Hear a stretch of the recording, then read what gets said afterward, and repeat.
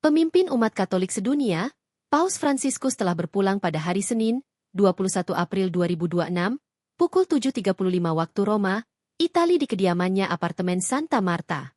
Paus Fransiskus, yang sebelum menjadi uskup Roma bernama Jorge Mario Bergoglio, lahir di Flores, Buenos Aires, Argentina, 17 Desember 1936, meninggal pada usia 88 tahun. Dalam siaran pers yang disampaikan Duta Besar LBBP RI untuk Tahta Suci di Vatikan, Michael Trias Kuncahyono, masa berkabung akan berlangsung selama 9 hari. Dan, hari Senin malam, pukul 20 waktu Roma, jenazah Paus dimasukkan ke dalam peti mati. Paus Fransiskus adalah Paus pertama dari luar Eropa, sejak Paus Gregorius III, dipilih tahun 741.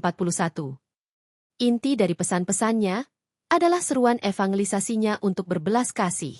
Kata Paus Fransiskus, belas kasih adalah udara yang kita hirup, yang berarti bahwa itulah yang paling kita butuhkan, yang tanpanya mustahil untuk hidup.